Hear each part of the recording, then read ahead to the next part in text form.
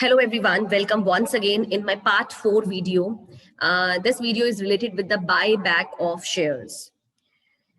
So in this video, the learning objectives are that I try to explain you conditions, sources, advantages and journal entries of buyback of shares. मेरे प्यारे बच्चों, I will use both the languages, English as well as Hindi, so that you will able to understand each and every concept in a absolutely amazing way. So welcome once again. Get ready with your pen, pencil, book and notebook so that the concepts जो भी मैं आपको पढ़ाने जा रही हूँ आप उनको बहुत अच्छे तरीके से समझ पाएं. सबसे पहले तो आपको यहाँ पे एक येलो कलर का बॉक्स नजर आ रहा है जहां पे लिखा है कि सेक्शन 68 अलाउ करता है कंपनीज को to purchase their own shares. ठीक है, तो ये बात आपको पता होनी बहुत जरूरी है. बात बहुत छोटी सी है कि सेक्शन 68 है, बट जब हम पेपर में क्वेश्चन आता है और हमें अटेम्प्ट करना होता है और बात होती है हमारी प्रेजेंटेशन की, तो प्रेजेंटेशन के समय अगर हम ऐसी चीजों को लिखते हैं तो एब्सोल्युटली हमें बहुत अच्छे मार्क्स मिलते हैं. तो बच्चों अपने कॉपी पेन के साथ रेडी हो जाओ और मैं बहुत ही इंटरेस्टिंग तरीके से आपको बताने वाली हूँ बाय बैक ऑफ शेयर्स के बारे में, और उम्मीद करती हूँ कि मेरी इस वीडियो को देखने के बाद आपको ये कॉन्सेप्ट बिल्कुल भी नहीं भूलेगा. So let's begin. Buy back of shares.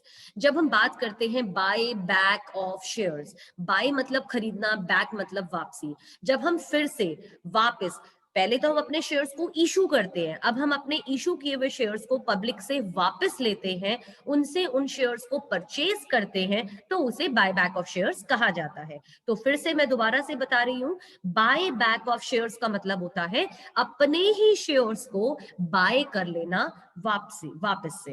पहले हम इशू करते हैं, फिर अपने ही शेयर्स को जब हम वापस ले लेते हैं तो उन्हें क्या बोलते हैं, बाय बैक ऑफ शेयर्स. आपकी जानकारी के लिए मैं आपको बता दूं, एक कंपनी बाय बैक कर सकती है दोनों काइंड ऑफ शेयर्स को, चाहे वो इक्विटी हो चाहे वो प्रेफरेंस हो. तो dear students, please note it down that the company can buy back both kind of shares, equity shares as well as preference shares. तो आगे बढ़ते हैं. बाय बैक को हम रिड्यूसिंग और कैंसिलिंग एग्जिस्टिंग कैपिटल भी कहते हैं. कैसे, समझिए मेरे प्यारे बच्चों. जब हम शेयर्स को इशू करते हैं तो हमारी शेयर कैपिटल बढ़ जाती है. एम आई राइट? हमारी लाइबिलिटी साइड का टोटल जो है वो इंक्रीज होने लग जाता है, क्योंकि हमारा शेयर कैपिटल हम liability side of balance sheet में लिखते हैं. अगर मान लीजिए मुझे अपनी कैपिटल को, मेरे पास सरप्लस कैश पड़ा हुआ है, मैं मैंने लोगों से बहुत ज्यादा शेयर्स इशू कर दिए हैं और मेरे पास अब बहुत ज्यादा कैश आ गया है और मुझे उसका रिक्वायरमेंट नहीं है, तो मैं बायबैक करना शुरू कर देती है कंपनी बायबैक करना शुरू कर देती है. बायबैक करने से कंपनी अपनी कैपिटल को रिड्यूस करती है और कैंसिल करती है. Company can not buy back all it's shares. ये बात बहुत ही इंपॉर्टेंट है, ध्यान देने वाली. एक कंपनी अपने सभी शेयर्स को बाय बैक नहीं कर सकती. कुछ कंडीशंस हैं, कुछ कंपनी की जो कंडीशंस है सेक्शन 68 सब सेक्शन 2, मैं अभी आपसे ये सारी कंडीशंस एक एक करके डिस्कस करूंगी. उन कंडीशंस में ये बिल्कुल क्लियर लिखा हुआ है कि एक कंपनी अपने कितने शेयर्स बाय बैक कर सकती है. ठीक है, तो आगे बढ़ते हैं. वाई बायबैक करते क्यों है? देखिए, अब हम किसी छोटे से बच्चे को भी कुछ समझाने के लिए चलते हैं तो वो हमसे पूछता है कोई भी चीज क्यों करें, कैसे करें. तो अब आप तो you may be you are in 12th standard और may be you are doing your BCom. So तो आपके मन में भी ये क्वेश्चन आता है कि क्यों करें, why buy back. So you all have to understand, because एक कंपनी में lots and lots of surplus cash हो जाता है. कई बार इशू किए शेयर्स, इशू किए, एप्लीकेशन मनी आ गई, अलॉटमेंट मनी आ गई, फर्स्ट कॉल आ गया, सेकंड कॉल आ गया, फाइनल कॉल आ गया, हमारे पास हमने डिबेंचर्स इशू करे या हमने लोन्स लिए, हमारे पास बहुत सारा कैश हो चुका है. इतना सरप्लस कैश है कंपनी के पास, तो कंपनी सरप्लस कैश का क्या करती है? या तो कंपनी सरप्लस कैश से पे करना शुरू कर देती है high dividend to the share holders. ठीक है, तो उसके पास से वो कैश जाना शुरू हो जाता है। दूसरा तरीका ये है कि कंपनी दूसरी सिक्योरिटीज और शेयर्स में इन्वेस्टमेंट करना शुरू कर दे। ठीक है, तीसरा ऑप्शन ये है कि कंपनी दूसरी कंपनीज को एक्वायर करना शुरू कर दे, परचेज करना शुरू कर दे with the cash they have. मतलब ठीक है, जैसे ऐसी गतिविधियां होती हैं जिसमें अमलगमेशन, मर्जर, जॉइंट वेंचर करना शुरू कर दे, तो वहां पे भी वो अपना कैश जो है वो यूटिलाइज कर सकती है। ठीक है, तो उसमें क्या होता है, लास्ट ऑप्शन है कि कंपनी क्या कर सकती है, अपने ही शेयर्स को वापस खरीद ले। देखिए बेटा, अगर हमारे पास सरप्लस कैश है, हम डिविडेंड देते हैं, ठीक है, हम डिविडेंड दे रहे हैं, हमारा कैश हमारे पास से चला गया, ठीक है, उसमें बाद हम दूसरी कंपनीज को एक्वायर कर सकते हैं या हम सिक्योरिटीज में इन्वेस्ट कर सकते हैं। देखिए, हर चीज का अपना एक रिस्क है ना। हम दूसरी सिक्योरिटीज में इन्वेस्ट करते हैं, मे बी हमें उतना रिटर्न ना मिले। हम एक्वायर कर रहे हैं कंपनीज के साथ, लेकिन मे बी हमें उतना प्रिविलेज ना मिल पाए, या हमने जो अमलगमेशन किया है या मर्जर किया है या जॉइंट वेंचर किया है वो सक्सेसफुली रिजल्ट सक्सेसफुली ना अच्छा हो पाए या हमें अच्छे रिजल्ट्स ना मिल पाए, तो हमें क्या करना चाहिए, हम परचेज ऑफ ओन शेयर्स भी कर सकते हैं। ठीक है, तो जब कंपनी के पास सरप्लस कैश होता है तो वो ये ऑप्शंस हैं, और भी बहुत सारे ऑप्शंस होते हैं, but these are the most important options जो कंपनी कर सकती है। तो कंपनी का लास्ट ऑप्शन जो मैंने आपसे डिस्कस किया, परचेज ऑफ ओन शेयर्स, अपने ही शेयर्स को परचेज कर ले, वो जो पैसा उसके पास ज्यादा है वो पैसा वो लोगों को पे कर देगी, शेयर्स उसके पास आ जाएंगे और कंपनी की शेयर कैपिटल जो है वो कम हो जाएगी। तो उससे जो अपनी रीस्ट्रक्चरिंग ऑफ कैपिटल जो है, एक बहुत ही इंपॉर्टेंट चीज होती है रीस्ट्रक्चरिंग ऑफ कैपिटल, तो वो हो जाता है। तो बायबैक के बारे में डियर स्टूडेंट्स, अभी तक मैंने जो फर्स्ट 3 स्लाइड्स में पढ़ाया, मैं आपको एक बार फिर से रिवाइज करवाना चाहती हूँ। So keep your eyes on the screen. So let's begin. Companies act section 68 allow करता है कंपनीज को to purchase their own shares. ठीक है, तो ये I have already discussed with you on the very first slide where I have given introduction about the buyback. Second thing, buyback का मतलब होता है the purchase by the company of its own shares, अपने ही shares को खरीदना।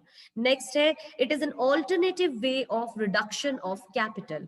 Yes, it's an absolutely beautiful way with the help of which we can reduce the share capital of the company.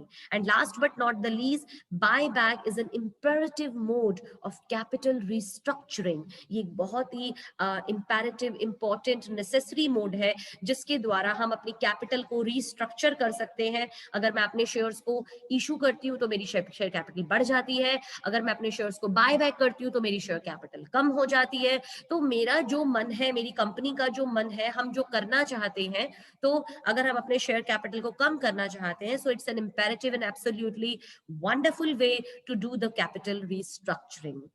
So dear students, the take आप इस slide से ये take कर सकते हैं कि section 68 alternative way of reduction of capital, capital restructuring, or purchase of company of its own shares. So let's begin with another slide. Positive side of buyback or advantages of buyback. देखिए, we absolutely know this thing that every side, every rose has its own thorns, है ना?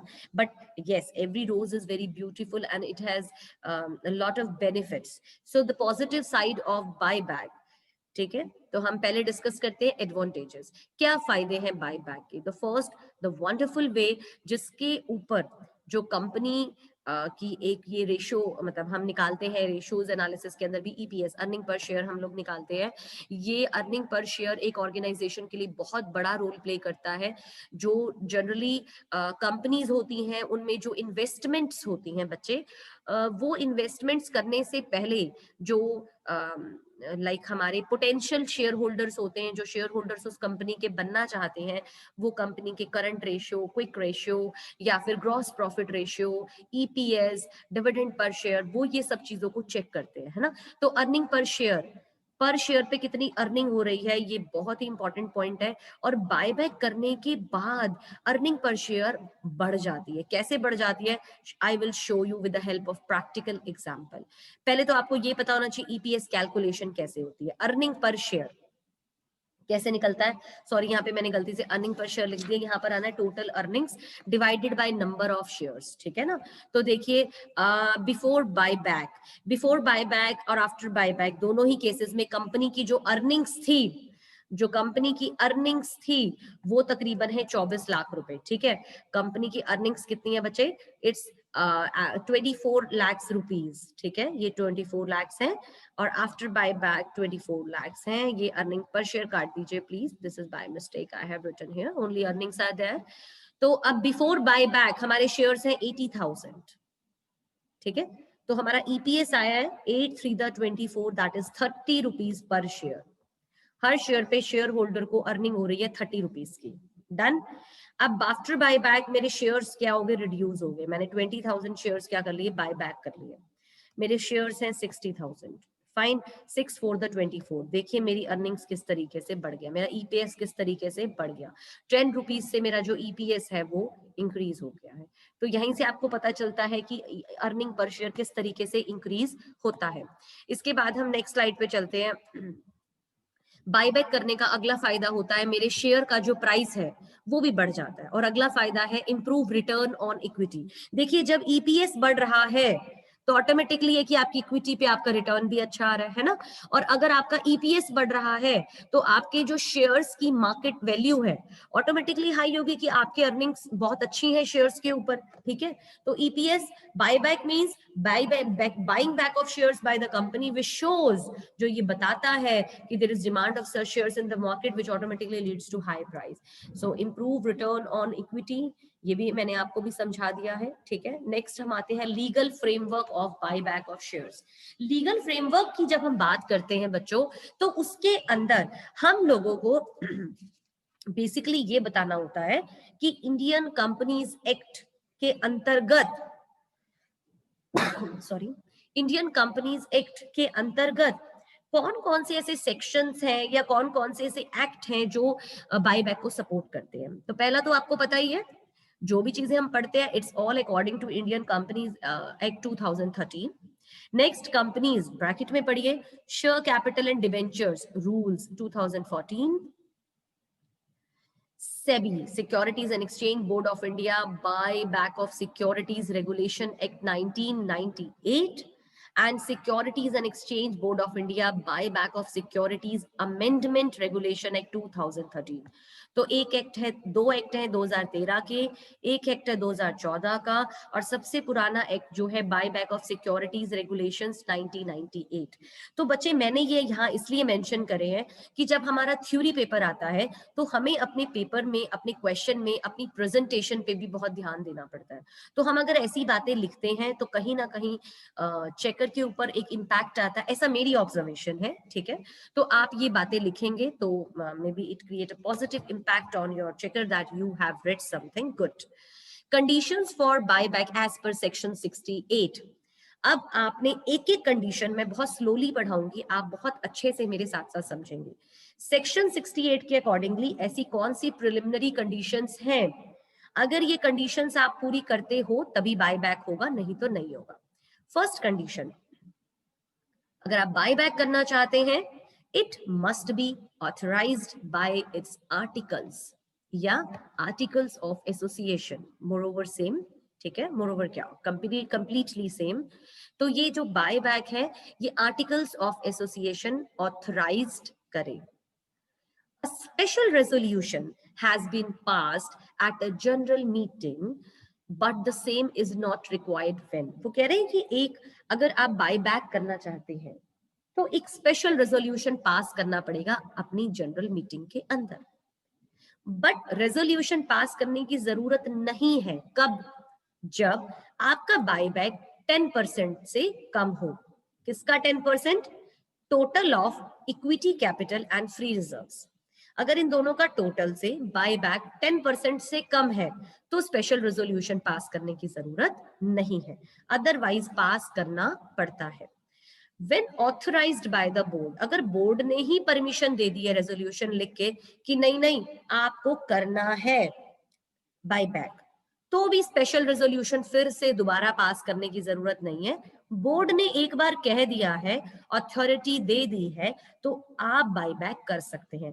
तो इस slide का take from home क्या है, बहुत ध्यान से लर्न कीजिए मेरे साथ साथ, that the buyback must be authorised by its articles. Second, a special resolution has been passed at a general meeting, ठीक है, और ये रेजोल्यूशन जरूरी नहीं है अगर बायबैक 10% से कम हो या बायबैक बोर्ड ने ऑथराइज्ड कर दिया हो। या एक बात और ध्यान रखनी है, when there cannot be more than one during the last 365 days, जो बायबैक है वो 365 दिनों में ना एक ही होना चाहिए, उससे ज्यादा नहीं होना चाहिए, ठीक है।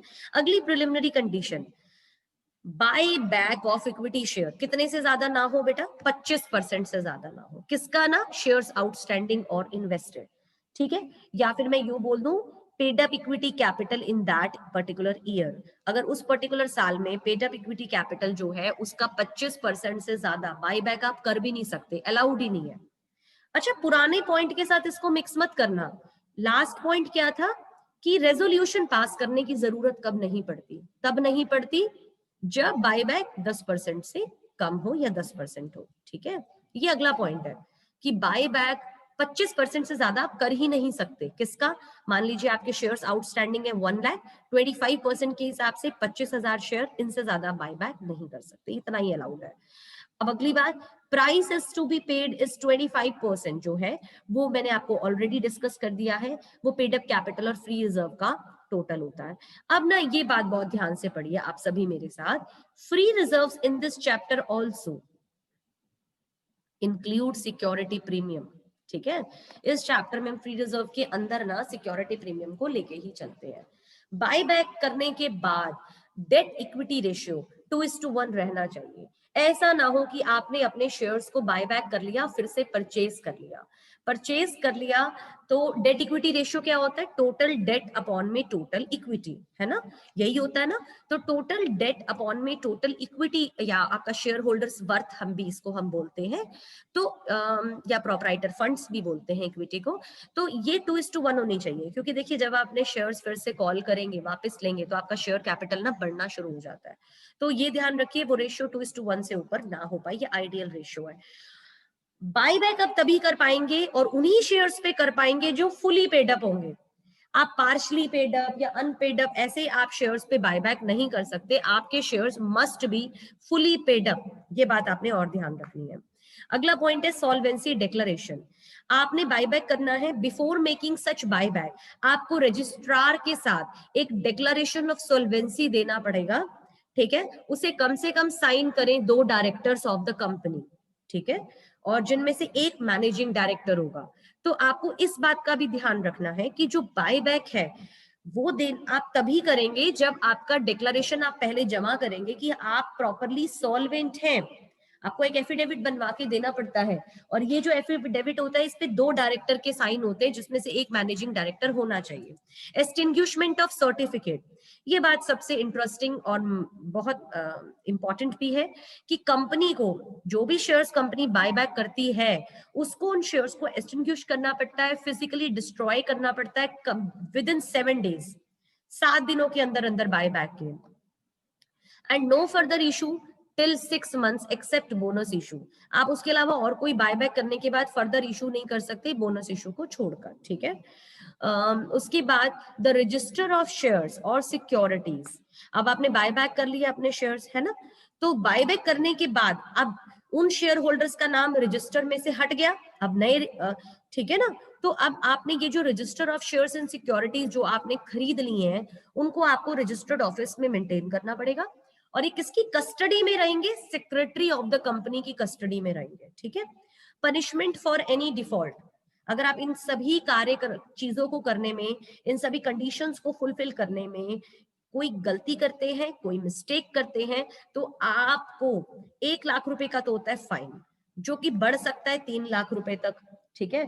और उसके बाद आपको पनिशेबल जो ऑफिसर है उसको 3 साल तक की सजा भी हो सकती है, ठीक है। तो यहां तक थे आपके बच्चे बाय बैक की कंडीशंस। अब हम बात करते हैं, मुझे बाय बैक करना है, स्रोत क्या है, मेरे पास ऑल्टरनेटिव्स क्या हैं, ऑप्शंस क्या हैं, मुझे बाय बैक करना है, I need money for that, I need cash for that, how to arrange the cash now? The important thing is how to arrange the cash. So section 68 ये कहता है कि कंपनी अपनी सिक्योरिटीज को purchase कर सकती है, पर आप जरा सोचिए कि उसको अरेंजमेंट करना है कैश का, तो कैसे करेगी?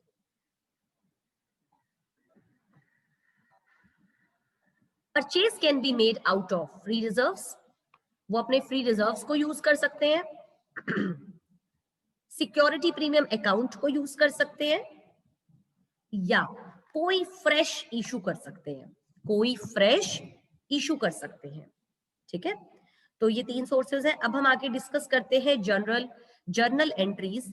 ठीक है, जर्नल एंट्रीज में क्या है, आपको ये ध्यान रखना है कि सबसे पहले वर्किंग नोट्स में आप ये लिखेंगे, सबसे पहले क्वेश्चन शुरू करने से पहले जर्नल एंट्रीज को मैं आपको भी समझाती हूँ, उससे पहले मैं आपको ये बात बता दूं कि आपको बाय बैक करना है, यू नीड कैश, आपको अरेंजमेंट ऑफ कैश करना है.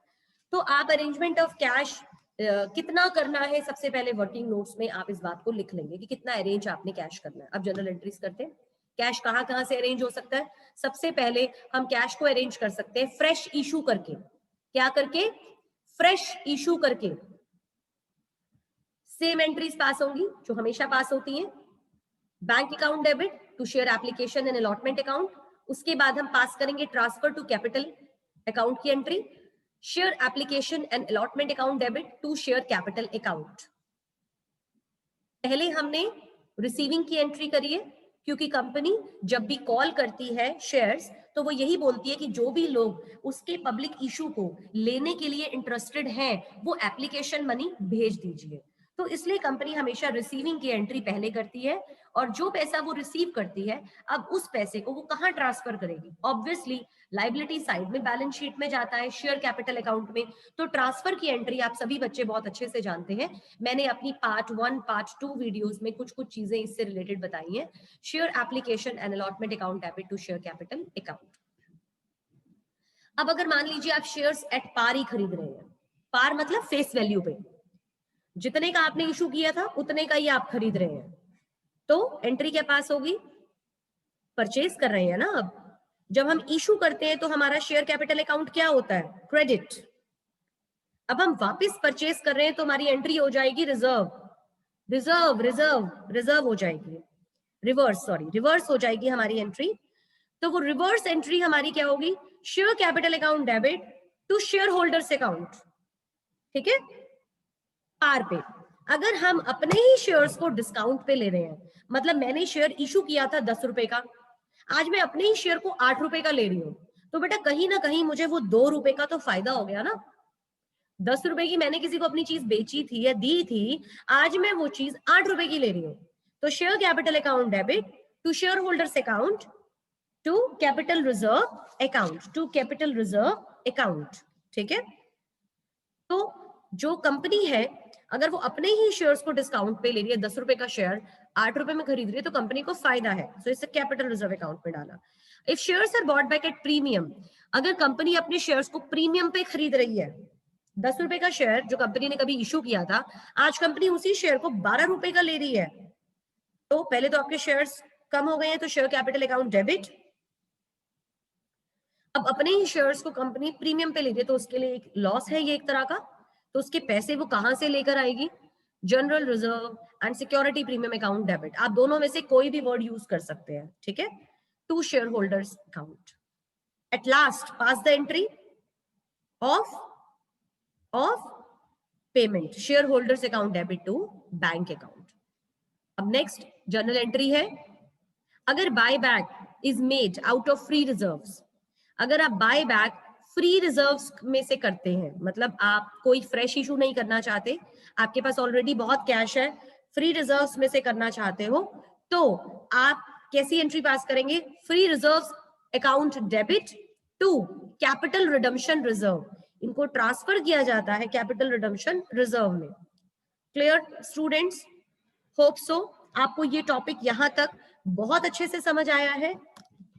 तो अब मैं आपसे यही कहना चाहूंगी कि ये जितने भी पॉइंट्स हैं, आप इन सभी पॉइंट्स को बहुत अच्छे से, बहुत आराम से थॉरली रिवाइज करें. Hope so. The concept of buyback of shares is much more clearer now. And post your answer. अभी मैं आपको एक जो भी क्वेश्चन आपको प्रॉब्लम आए या आपके मन में कुछ भी क्वेश्चंस आए, तो वो आप कमेंट बॉक्स में पोस्ट कर सकते हैं. ठीक है. और मैं यहाँ पर आपसे एक क्वेश्चन पूछ रही हूँ, वो क्वेश्चन का आंसर भी आप कमेंट बॉक्स में डाल के मुझे बताइए. मैं 2 क्वेश्चंस आपसे पूछ रही हूँ. क्वेश्चन नंबर 1 कि in under which section companies can do buyback of share, my question 1. And my question 2 is, what are the sources for buyback of shares? So post your answers in the comment box. Stay tuned to my channel and subscribe it. अगर आप buyback के अलावा और भी videos देखना चाहते हैं related with 4 feature and reissue, you can watch it on my YouTube channel, Dr. Pooja Gulati. Have a nice day. Thank you very much.